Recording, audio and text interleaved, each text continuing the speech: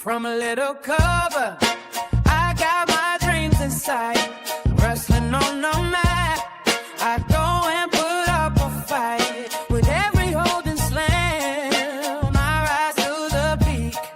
Now as Professor Bear, it's my strength that they see. Roaring with knowledge like a lion so proud. In this wrestling world, I'm standing out loud. I'm Professor Bear, got the passion to spare. Wrestling's my life, with the power to share. From the roof to ropes, in the spotlight we gleam. Chasing victory dreams, living out the theme. Now my WOSN, my squad.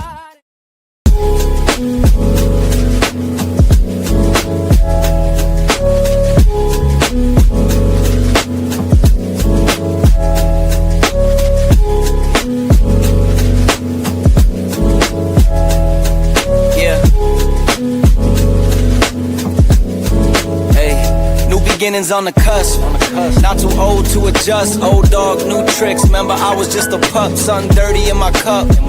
Clean soul.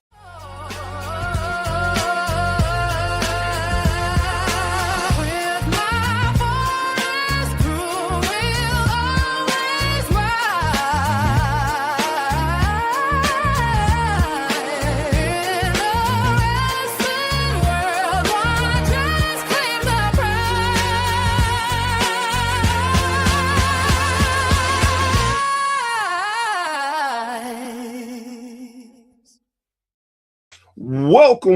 Welcome, and thank you for joining me this evening. I am Professor Bear, and this is A Bear's Thoughts. Guys, girls, I am so happy to continue doing this. I haven't lied and I won't lie. It's been a struggle to keep going as positive and strong as I am. But I tell you what, every time I think it can't get any better, I have a great conversation with a promoter, booker, and they just give me so much energy. And to be able to learn about the sport that we love, learning new aspects of it is so amazing. And plus, as wrestling fans, we don't think about what everything a booker goes through, the owner goes through to make our life, to give us that entertainment so we can forget about our world for 2-3 hours. So this is why I wanted to do this and to spotlight the promotions that may not get that representation because of their smaller promotion or not. Just because you're small, as a quote that I used to use all the time, just because you're small does not mean you're not entertaining. So with that said, I want to introduce my guest, a face that you should remember. He's been on before. We got Simply Rick and we have Michael. They are from Doomsday Pro-Wrestling. Guys, how are y'all doing tonight? Doing all right. Doing all right. So cool. So cool. Doing great. So before we dive into it, I want the guys and girls to check out the logo. Reason why I love making sure the logo is there, because when you go looking to find more information on the promotion we're talking about, as big as the world is, wrestling names can be so similar, or hell, even the exact same. So we want you to know exactly when you're looking, you got the right promotion. Plus, if you're anything like Professor, if somebody's going to give it to you easy and make life simpler, you're going to take advantage of it. So that's why I put up the QR codes. Now, for us older people, we may not use the QR codes, but for you youngsters, I'm doing this for you. So don't say the professor never done anything for you. it takes you directly to their their Facebook page. So you get to learn about them and follow them and become a part of their audience. Now, with that being said, gentlemen, I always start out with this question. How did y'all become wrestling fans? You want to take this one first? Or you want me to take it? You can go first. You can go first. I got about a 7-second lag for some reason right now. Okay. I became a wrestling fan because I just kept hearing everybody talk about this thing and all of these different wrestlers, and you'd always hear about it. And then one day I decided to watch it. It was around the time of Ric Flair's retirement match against Shawn Michaels that I started watching. And I watched that, and I watched his speech, and I saw that real emotion that like was just there. And I was just like, man, I want to make somebody feel like that. I want to be able to go out there and have an entertaining moment that made me feel like that. To me, that's what it's about. It's about that emotion. I definitely agree with you. And I tell anybody, they're all wrestling's fake. How can you blah, blah, this, that, and the other? I tell them the one thing that is not fake is the emotions that the wrestlers put into it. It most times it's something that you've gone through or you know about. It touches you. So how can that be fake? It's not fake. That people show real emotion, and we gravitate to that. So, Rick, You do what you know, if you will. Like if you know something, you gravitate towards that, and if it's something you've been through, you kind of put that out there through art. exactly. Rick, won't you tell the fans one more time of how you became a fan? Pretty much the last time I was on here. Can you guys hear me? I am having technical difficulty on mine. No, we can hear you fine. Yeah, I can hear you. Okay. Yeah, I got some kind of lag going. But anyway, I become a wrestling fan, like I stated on the previous episode, with my grandfathers, mainly the older people. They sat and they watched wrestling. My grandfather's uncle actually was a pro wrestler, Caveman Bill Edwards. So my grandpa watched wrestling religiously. It's in the bloodline, and I'm not here by no accident. Like not many people know that fun fact about Simply Rick, and that's how I really started watching wrestling was with my grandfather because his uncle was a professional wrestler, which is my great uncle, Caveman Bill Edwards, and I've always was drawn to this sport, and plus, like I stated the last time, when you're a kid and you're always bouncy and full of energy and you're jumping off of stuff, you're getting in trouble. And these guys can dive around and flip around and nobody's yelling at them. They're allowed to jump. So I loved it. Definitely. Again, it is such a, it captures emotions. And like you said, when you're young and you see these guys bigger than life, it's like watching a real life superhero do things and you want to get the chance to see them and do the same thing. So it's definitely, I definitely understand that. So now, how did we translate from just being a fan to getting into the wrestling business? For me, it was by pure luck. You always hear the story of somebody that knows somebody. And in my case, I just happened to start a job and see somebody talking about wrestling, and I go up and I'm trying to talk to them about like what I know on TV, and they're just like, no, that's not what I do. You learn about that, and he's just like, if you're serious, I can get you into this. And I was just like, of course, I want to give this a shot. And a couple of years later, I get the opportunity to do that, and you keep going with it and keep growing. And find out what you want to do with it. And I did a lot of managing. I've refereed and finally settled into a more of a booking role, which is where I'm at now. And it all kind of happened as a fluke to a one-off. I could have been anywhere else on a different day, and I wouldn't be sitting here. I definitely understand that. Rick, tell your story again of how you got into it. About like the last episode, it was very rough. I was just answering flyers.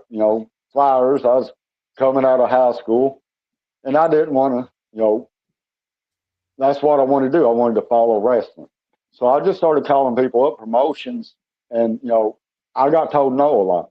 And then I found one guy by the name of Darryl Fugit, aka Showtime Sean Christopher. Hi, Sean. He believed in me when nobody else would, and from there the doors opened. I met PWI photographer Bill Needham at a charity event in Tennessee. Sean Christopher was very instrumental in helping this little guy become the Simply Rick as you know of today. So I love hearing your story because you wouldn't take no for an answer. You was out to prove that you belong in the wrestling business, and you showed all those naysayers wrong, and you've lived your dream. You've done so much in the business, and I think what I really appreciate about you is you're willing to pass it on. You're giving people a chance to grow just like you had the chance. Yes, and I think that's very important for us vets. We got tunnel vision sometimes. Like, you work in a regular shoot job, you're there for a while, you get tunnel vision. Then you got fresh eyes coming in, seeing stuff different. And sometimes it'll mess with a veteran's head. But if you step back and look at it from a fresh point of view, like some of it makes sense. And we got to work with them. And the younger guys got to understand, though, us vets has been around a while. We know how certain things work just from past mistakes. So, we all need to learn how to meet in the middle and work together. And I think that's what makes Doomsday Pro-Wrestling so special. We got a mix of the young, the vets, and everything in between, and we all listen to each other. And we're like, hey, this is what we need to do. To get on the right page. And I hate to cut you off, but I always compare what we do or what we want to do with Doomsday to the vision of ECW, the original ECW. That punk rock, beat to your own drum, be different. We want you to be different. We want you as a fan to come in and maybe you're not cheering the guy we want you to, or somebody like that. Be that unique person, because Doomsday is special because that's what it's about. It's about being unique. It's about being told no, like Rick was and like I was. Me and Rick are a lot similar in the fact that we might be two of the kindest people you'll meet, but we run on spot. We run on these negative experiences, these people being told no, this need to prove people wrong. And that's kind of what Doomsday is. Doomsday is counterculture. And it's amazing that you say that. With being counterculture, when do you know, okay, we're doing this because this, but as much as possibly we want to be different, we have to run this line. And I think that for me, that's that hard. How do you know when to go different and when to be the same? I think there should be something on a show for everyone. Yeah, we're pretty much anything but the same.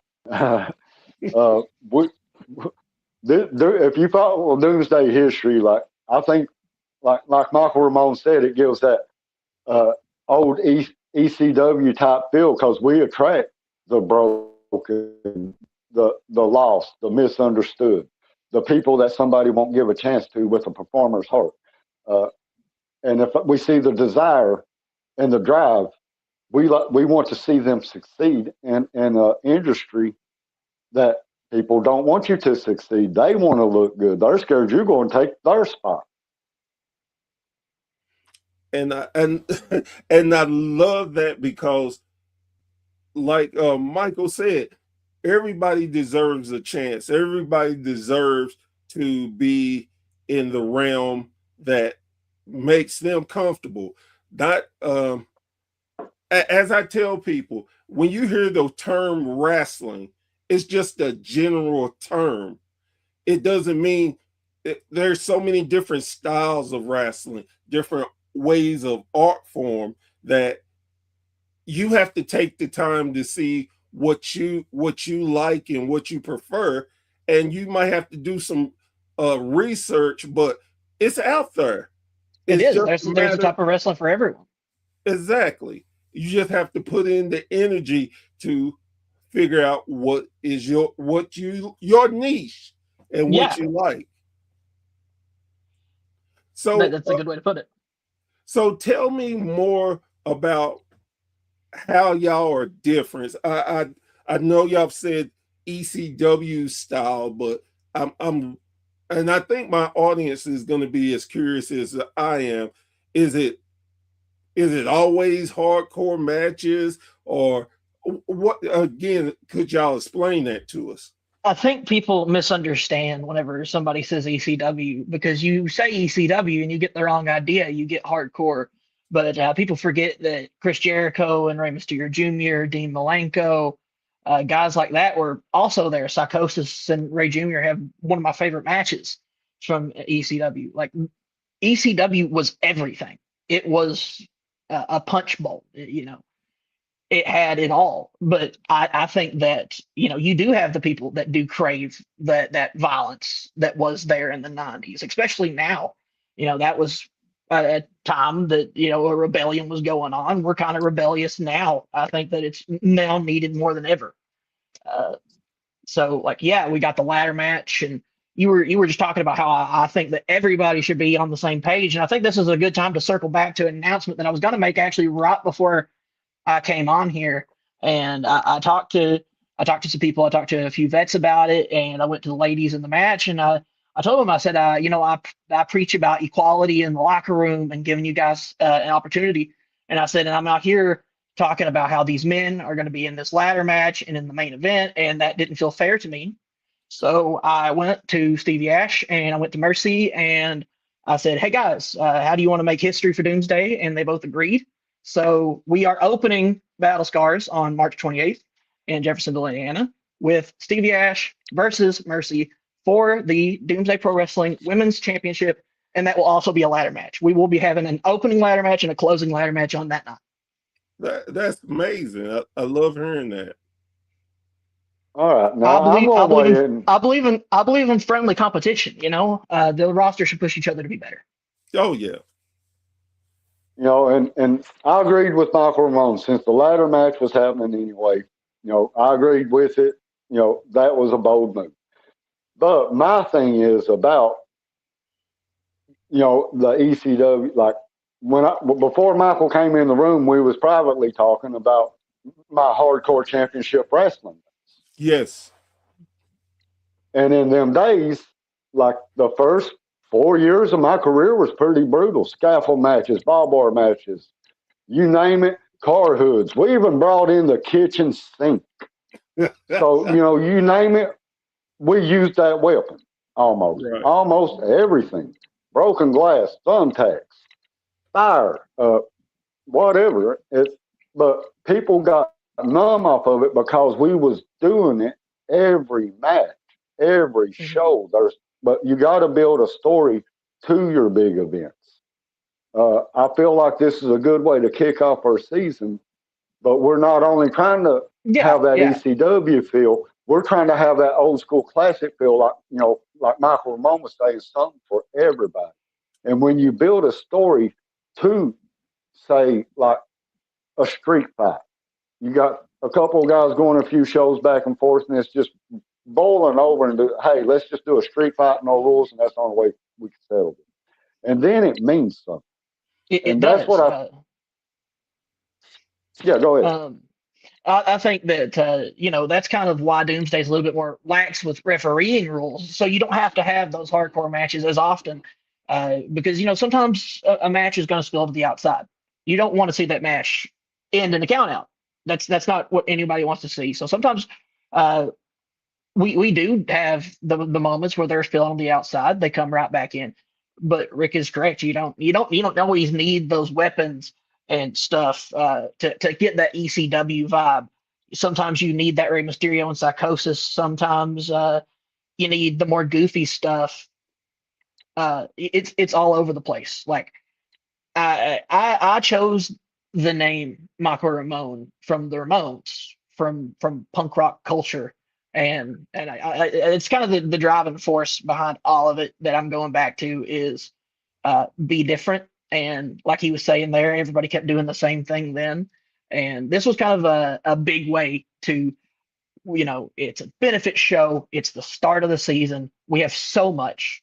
But we are more than those ladder matches. Like, look at that card. Like, if you look at that card, those ladder matches are only a minuscule part of that card. I'm personally looking forward to Fiji Wildman, who is a Doomsday original, coming back to face Doomswitch Aaron Gray. That match I'm really looking forward to. Those are two hosses that are going to go in there and do battle. I've been getting a kick. Rick, I don't know if you've seen this. Have you seen this hot zone that's been going on over the Doomsday Facebook? A little bit. I've been catching a little bit of it. I'm catching back up to speed. My personal life's been a little. Yeah. It's hilarious. And these guys, they reached out to me. They've got one that they're bringing in to represent for the night, the ladies' man, and then like they got the Tragedy Boys on the night, being like that they're managing. So that's going to be really fun. These guys are really silly. It feels like they just watched Jersey Shore like 2 weeks ago and thought that nobody had done the gimmick before, and it's really funny. So I think that fans that are fans of comedy have something, fans of hardcore have something, fans of technical have something, fans of hoss fights have something. You have it all. It's Doomsday is a soup. So Fiji the Wild Man, I actually got a chance to see him wrestle in person, and I'm just to let y'all know, I'm 6'4", 300 pounds. I'm a big boy, and I was sitting there looking at him, and I thought to myself, well, hell, if he come up here and hits me, I might as well just go ahead and just swing for everything for the fences, because he looked like he ain't gonna stop until you gone. He's one of my favorites, and like Michael Ramone said, he is a Doomsday original, and I'm very happy to see him coming back. And a part of that, Psycho Chris Noble wanted to be a part of this event. Friend of Rick, you've been in a stablemate. He wanted to be a part of it. He's not ready to come back to the ring yet. I'm still hopeful. I know he's still staying retired, but I'm still hopeful that we see him one day. But he's going to be the special guest referee there. So if anybody is going to be able to take care of two big monsters like that, it's going to be Psycho Chris Noble as that referee. That's cool. I saw this. Definitely had to get this up. Mama G, respect Simply Rick, follower for life. Love your podcast, Brad. Thank you so much for that.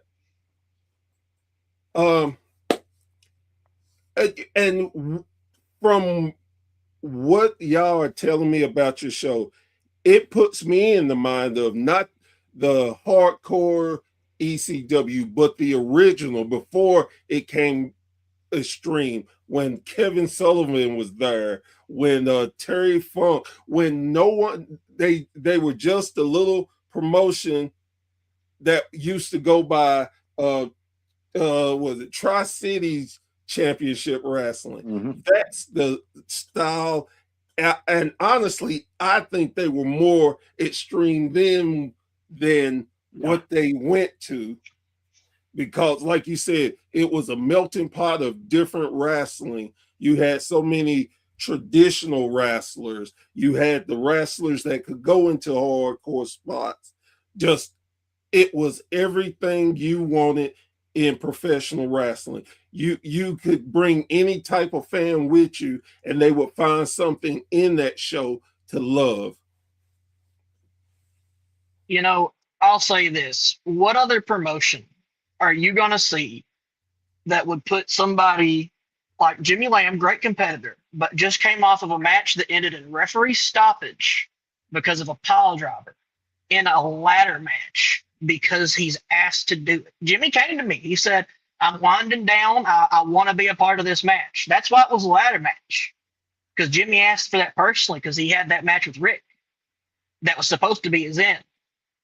And going into this ladder match, you know, I just, where are you going to see a Jimmy Lamb in a ladder match in 2026 or a Rick Gunner in a ladder match in 2026? That's what makes us special. Like, yeah, it's a ladder match. Yeah, it's hardcore, but it's who's in it. Think about, like, you know, think about those puzzle pieces sometimes. I think is one of the cool parts about Doomsday is like you're seeing combinations that you're not going to see anywhere else, because most people would look at the combination and question your sanity. And just a quick history lesson on Jimmy Lamb. He's got people like working the Moondogs and stuff under his belt. He's very young. Jimmy Lamb's a wrestling god. Jimmy Lamb, he is one of the best, and that's why as soon as he messaged, and you know, Rick's, this is like, we got Showtime coming up. We got Rick. We have all these old school people, and then, like, you know, on the show we have your Nick Depps and your Kellen Cravens, and I just mentioned Aaron Gray. Like, there's such a melding of the old school and the new school, and it's such a clash of styles. And while and I like to think of it all as like a family, and people forget that, like, yeah, families fight, but it's all for the same goal. And our goal is all to do what I said earlier, to entertain that audience, to be that 2 hours where while we're out there, you don't think of anything.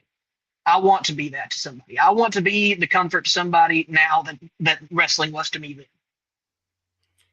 It's an amazing thing what wrestling can do, and especially indie wrestling. And I think more of today, indie wrestling has gotten to a point that it feels like old territory wrestling again, but better, because I can sit here in Tennessee and watch your product easily, and that makes it feel good. It's like, wow, I like this. I can follow them. I can do things. Or if I like,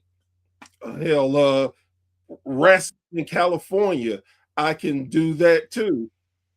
Geez, my phone fell over and kicks me out of the call. No problem. And I love that you have it seems like the territory system again, but you can follow it. What style you like, you can follow it. If you're a big British wrestling fan, you can be in the US and follow British. We have so many outlets now for wrestling, and there's no excuse anywhere. Hell, like, we're gonna have our app back up by next month, and we're gonna have different promotions on there, so you can follow and get to learn and do so much with wrestling nowadays. I think it's in a great place, and I love that the indies show that WWE, AEW, all the big names are not the only place. You can get great quality wrestling in smaller promotions and just love it. For sure. So I want to ask you all about y'all titles. What titles do you have, and what makes them so good? The titles are in such a flux right now because of so many, like, changes that the company's had to go through. Like, we have had growing pains and sabotages. Anything that could have happened to the company has happened to us. Currently, our only active champions are the men and women's champion, the dimensional champion. For the men's, we're still brainstorming names for like the name of the women's title. It might just be women's dimensional title. But that also felt different. Everybody always out there, universe, world. We're in our own dimension. We're in our own plane. We're different. So that's kind of where that came from. And we're looking to bring a tag team titles in. But right now, to me, it's more important to establish those two first titles and make sure that they get a good base after everything that they've been through, to establish those back before we bring in maybe a secondary title or tag titles. Which unfortunately, I love tag team wrestling. I've pitched a show for Doomsday for years that was completely tag team wrestling. So I hate to say that we have big tag team matches on the show. So it's not that we don't want tag titles. It's just the two main titles need a base right now, and I think that it's time to focus on them for a few months until they are stable, and then we can worry about other titles. I like that. That makes so much sense, because a lot of times I feel like some companies just throw titles out there, and it's like every other week we got a new title, and it's like, well, hell, you barely defend the one you have. How are you going to? So it makes sense. And this is something I say, two things I always say.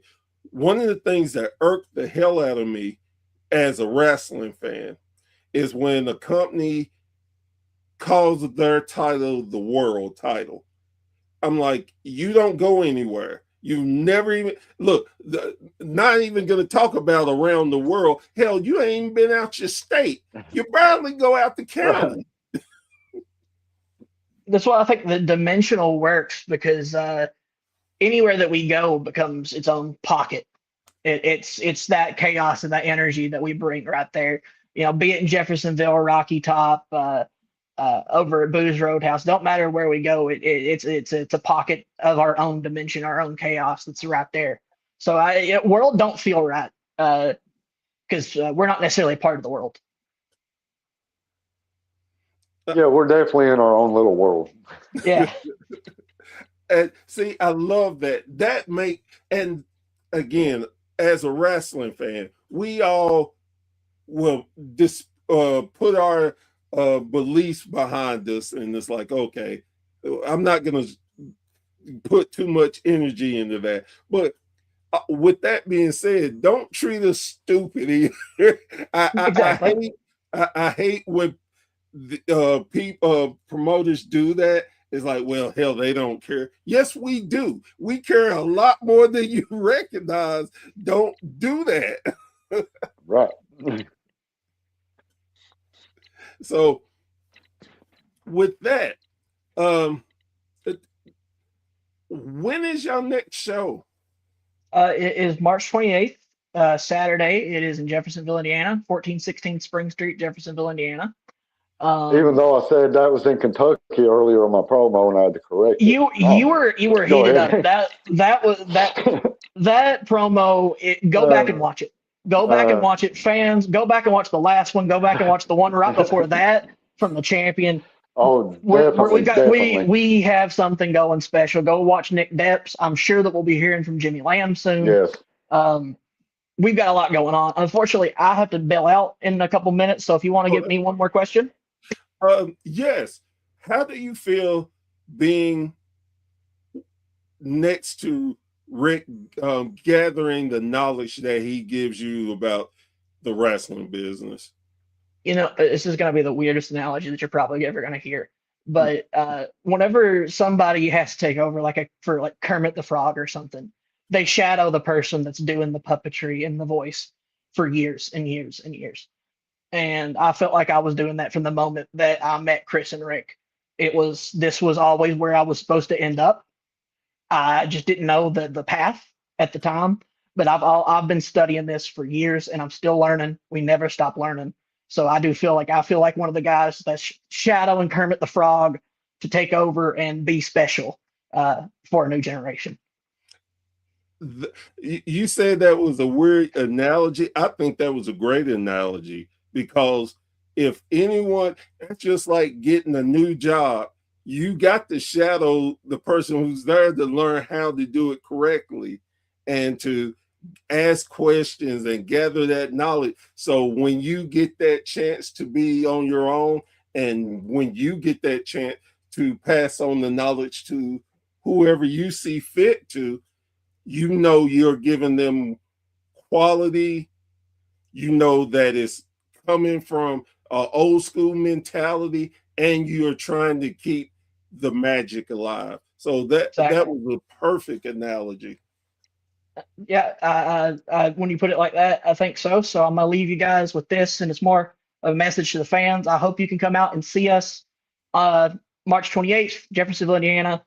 Our whole team, and it is a team, have worked so hard on it and to put stuff into it and to make it special and to make everybody forget a little bit of their daily life. So we hope you can come out, and it's for a good cause. So just remember out there, you have a place in this world. You are worth it. And we'll see you soon. Thank you for joining us, Rick. I mean, excuse me, I said Rick. Michael. Yeah, Thank you. I'm still here. Yes. Bye, guys. Bye. See, not done yet. I still No. got a few left in me. The question I'm going to ask you is, how do you feel when you're getting to teach Michael the insides of the business and trying to mold him the way you were molded when you got into the business? Not really a feeling. I'm just, anything. I guess the feeling is I would like to see the company succeed in the future. And, Michael Ramone has been with us from day one, and I put him in charge for a reason. He keeps saying this is a benefit show, but we've never said why. Here lately, I've not been too attentive on my business.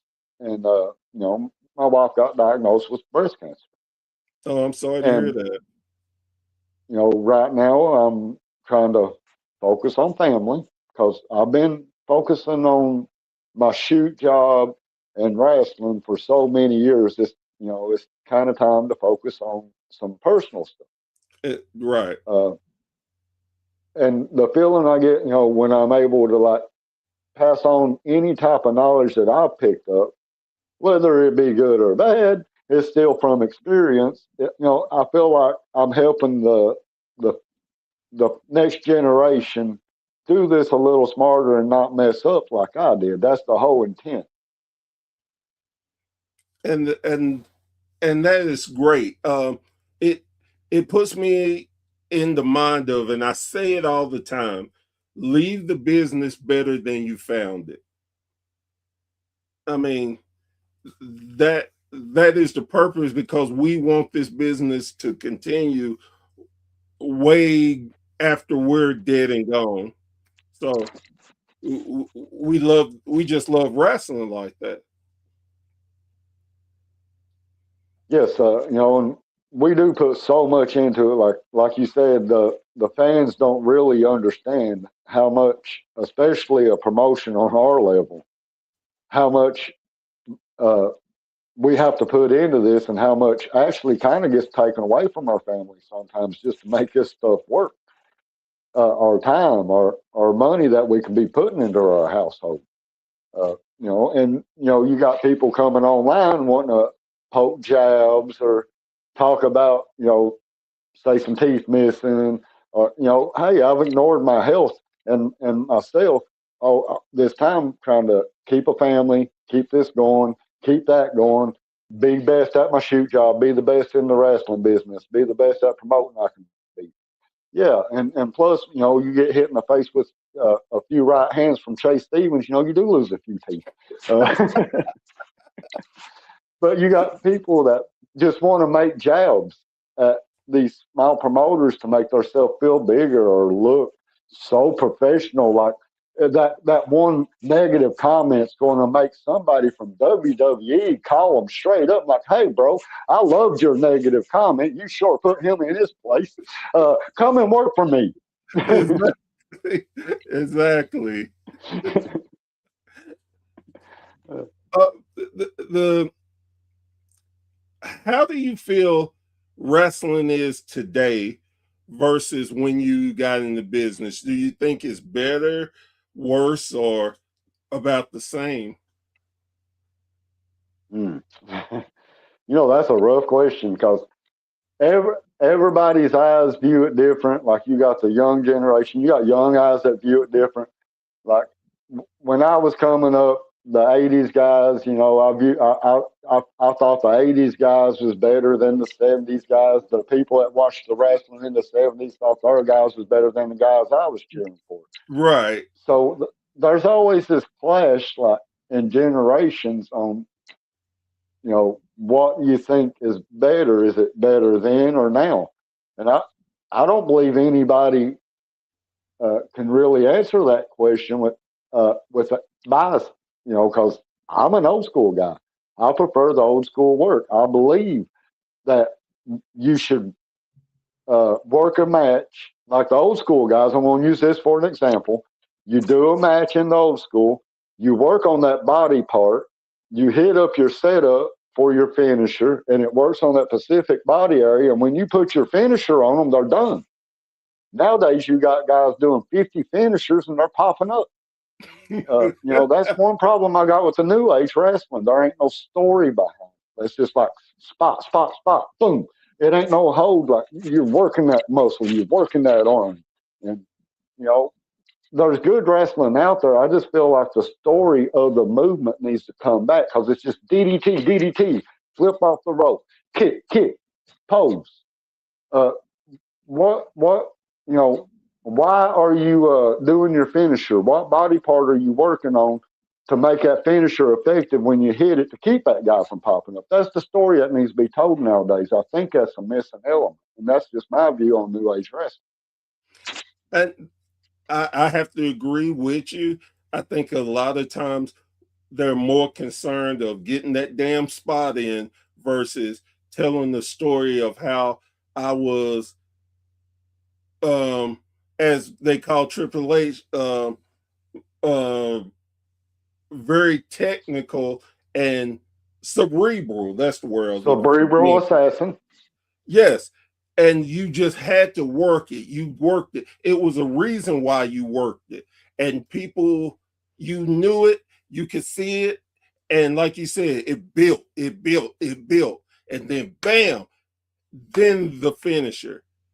And your finisher was protected.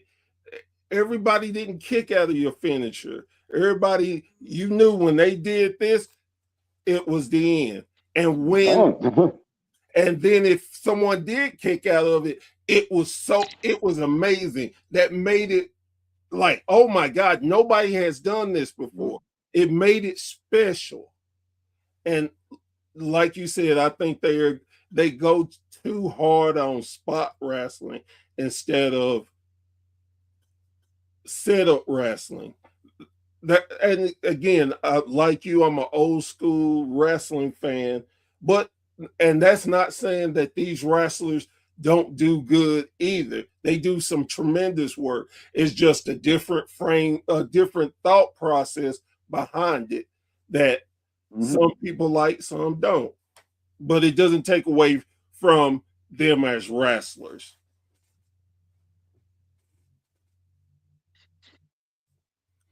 What would be your advice for someone who wanted to start a promotion? What would you tell them? Well, you best have a bankroll. Be ready to spend some money. Never, ever, never, ever, ever, ever in the history of ever book a show if you do not have the guaranteed money to pay your building and pay your workers. Don't hope for the gate to pay your workers or building fee. And protect your venue. Number one rule. I love hearing that. I talked to Bull Buchanan a few weeks ago and asked him the same thing. And he told me, don't do it. That was going to be my answer. I just elaborated a little bit. When I paused, that was my thought. Don't do it. and, and what I love, because I've had a bunch of different promoters say that, I understand why they say it, because it's more of a thankless job that you do, because one, you have to love it to do it. Two, you got to be a little crazy. and, Definitely. and three, you want to make sure you are trying to put out a product that you truly believe in, and you want it to succeed, even though you have to be patient with doing it, because you're not going to come in and just change the business. It takes time, it takes dedication, and a real work ethic, because you can have a great team around you, but still you are the headliner. If the show fails, it's because of you. If the show succeeds, everybody else is getting credit. And that's just the type of thing that the booker and owners go through. If you're in it for the glory yourself, I mean, you got to push your boys. You can't be in it as a promoter wanting everything. Hey, pats on the back. Yes. If you could get anyone to work your promotion, dead or alive, who would it be and why? Ricky the Dragon Steamboat. One of the best I've ever seen. Like when we was talking about, hey, somebody works them holds. When he got a headlock on, he worked that headlock. He just didn't stand there and smile. He was a great technical worker. I'd have to say, my man, like one of my favorite wrestlers, the one, Ric Flair. Like, he is my favorite. Dusty Rhodes, Ronnie Piper, Gorgeous George. I would love to have that guy come through and work. He was one of the first original heels, and I went back and I studied whatever film I could find on the man, and I've always loved Gorgeous George's work. Yes, a lot of people, if they don't know their history, think Ric Flair was the original Nature Boy, and he was not. No, he was not. There was many. Gorgeous George does not get enough credit in the wrestling business. I think if a lot more people would go back and study their history, they would find so many different wrestlers that actually transformed the business that don't get enough credit for what they did. It would be something amazing. Yeah, like a lot of history's lost. Yes, unfortunately. So I'd like to thank you for coming on. I always have a good time when I talk with you. As you know, you have an open invitation. Anytime you want to come on, promote shows or whatever, you're more than welcome to do that. And like always, I appreciate your time of having me on, because time is valuable. We don't get time back. So when a man gives you his time, people should appreciate it. And that's something lost too in society. Yes, it is. But again, thank you. Do you want to shout out anybody before we go? Yeah, I'll shout out to a few people. Showtime Sean Crisper, Cool Kirkpatrick, Jimmy Lamb, Mama G, and my wife, Miranda Edwards. Guys, family, I'll see you later. Till next time at the campfire. I stole your line. That's all right. Hey, as long as it's being used, I'm okay with it. Guys, girls, thank you for joining us around the campfire. As Simply Rick just said, again, another amazing conversation. And I hope this gives you more insight to what promoters go through to entertain us. And it's a selfless job, but I know they would appreciate you. You get a chance to talk to them and let them know how much you appreciate everything they're doing for us. Again, it is a thankless job, and they need that love and respect. They will appreciate it. Guys, girls, as I always say before I get off the air, please, please, please go and support your local indie wrestling. I can't say it enough. You never know who you're going to see doing what, and you may get a chance to see an up and comer, and then later on in life, they could be in the major promotions as their top star. You just never know. So please, please go and support your local indie wrestling. With that being said, I'm Professor Bear. This has been a Bear's Thought, and we will see you around the campfire again very, very soon. Y'all take care.